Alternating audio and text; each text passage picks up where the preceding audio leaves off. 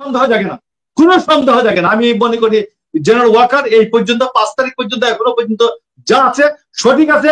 একমাত্র General Walker is the person, General Walker is the person যে বলছে জনগণের পক্ষে যে 18 মাসের মধ্যে নির্বাচন হওয়া উচিত।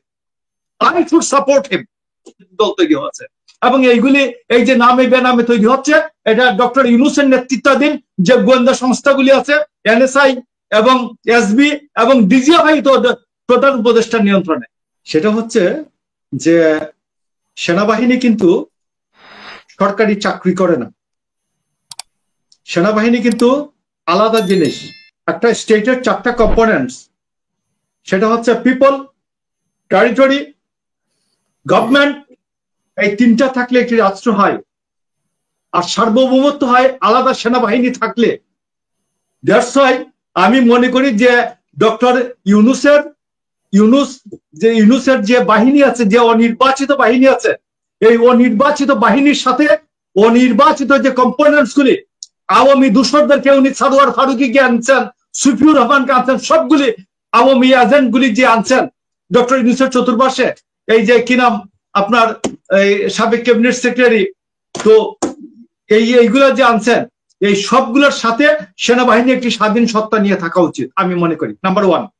নাম্বার 2 হচ্ছে যে আমি বড় বড় আমাদের সাবেক আর্মি জেনারেলদের সাথে আলাপ করে দেখেছি যে তারা তাদের কাউন্টার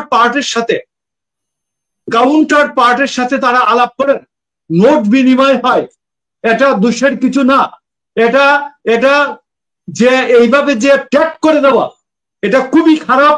আমি দেশের এই অবস্থায় কি ওয়াকারের কি কথা ছিল যে হাসিনার বিরুদ্ধে বিদ্রোহ করার কথা ছিল, উনি যখন বিদ্রোহ করবেন তখন গভর্নমেন্ট থাকবে না। আর সে যদি বিদ্রোহ করে ফেল হয় তাহলে তো সে কি বলে গান পয়েন্টে যাবে, কোর্ট মার্শাল হয়ে যাবে। তো এখানে আমি সিভিলিয়ান আর একজন রিটায়ার্ড অফিসার প্ল্যাকার্ড নিয়ে দাঁড়ানোর মতো, আর্মি চিফের প্ল্যাকার্ড নিয়ে দাঁড়ানোর কোনো পরিস্থিতি নাই। আর্মি চিফ বলবেন যখন, আপনি জাগে না, কোনো সন্দেহ জাগে না। আমি মনে করি জেনারেল ওয়াকার এই পর্যন্ত 5 তারিখ পর্যন্ত এখনো পর্যন্ত যা আছে সঠিক আছে। একমাত্র General Walker is the person, General Walker is the person যে বলছে জনগণের পক্ষে যে 18 মাসের মধ্যে নির্বাচন হওয়া উচিত। I should support him. আমি সাপোর্ট করি তার 18 মাসের নির্বাচনের। আর না হলে যে এই ডক্টর ইউনূস এতদিনে বলতো 18 বছর পরে নির্বাচন হবে, 18 বছর পরে নির্বাচন হবে। ডক্টর আমি আরেকটা খেলা বলি উপস্থাপিকা, একটা খেলা বলি। 8 মাসে 126টি রাজনৈতিক দলের উৎপাদন করেছেন জেনারেল আমাদের ডক্টর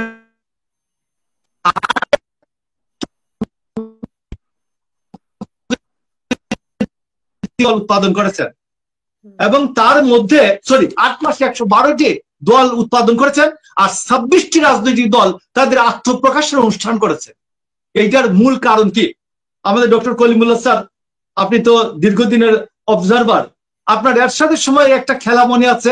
এরশাদ যখন 86 সালে নির্বাচন করে, তারপরে 87 সালে নভেম্বর আন্দোলনের পরে 6 ডিসেম্বর পার্লামেন্ট ভেঙে দেয়, থার্ড পার্লামেন্ট যখন ভেঙে দেন, তখন তিনি 88 সালের মার্চ মাসে দেখুন নির্বাচন করে একটা কম্বাইন্ড অপোজিশন পার্টি করেন, কপ মনে আছে স্যার আপনার? এবং 77 দলের একটি অপোজিশন তৈরি করেন, এবং জেনারেল এরশাদের সময় ওই সময় 120টি রাজনৈতিক দলের জন্ম দেওয়া হয়েছিল, প্রজনন রাজনৈতিক দলের বাম্পার ফলন হয়েছিল নামে বেনামে।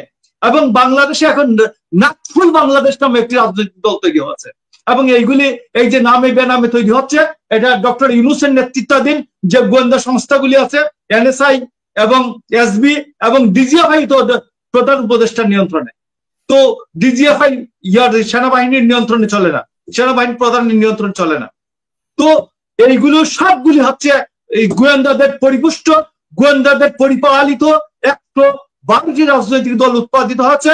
এবং কয়েকদিন পরে ডক্টর ইউনূস বলবেন কোথাকার কোন বিএনপি, কোথাকার কোন গণ অধিকার পরিষদ, কারা কি নির্বাচন চায়। আমার 120টি রাজনৈতিক দল বলে আর নির্বাচন বাংলাদেশের দরকার নাই। আমি বাংলাদেশের মহামানব ডক্টর ইউনূস, আমি নির্বাচন যতদিন বেঁচে আছি ততদিন আমি ক্ষমতায় থাকবো। দেখবেন আমি আপনাকে একটা পিকচার বলি, কল্পিত পিকচার। সেই কল্পিত পিকচারটা হচ্ছে কেউ টেকনাফে, কেউ কেউ ওইদিকে তেঁতুলিয়ায়, ওইদিকে কেউ সিলেটে, ওইদিকে কেউ রূপসায় দাঁড়িয়ে বলবেন, সামনে দেখা যাবে না, জনগণ দেখা যাবে না, স্টেজ দেখা যাবে, তারা দাঁড়িয়ে দাঁড়িয়ে বলবেন যে আমরা বাংলাদেশকে আজীবন ডক্টর ইউনূসকে ক্ষমতায় দেখতে চাই।